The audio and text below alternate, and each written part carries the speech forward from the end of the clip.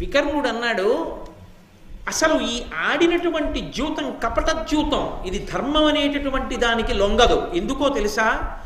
జూదము, వేట, మద్యపానము, తిండిపోతుతనము, ఈ 4 కూడా అధార్మికములే. కాబట్టి జూదమాడడం అనేటటువంటిదే అధర్మం, అదేం ధర్మం కాదు. కాబట్టి అందులో ఓడినవి ఓడినట్టు కాదు, గెలిచినవి గెలిచినట్టు కాదు. అందులో ఓడిపోబడినటువంటి ద్రౌపదీదేవి ఎలా ఓడిపోయినట్టు? ఆవిడ ఓడిపోబడలేదు.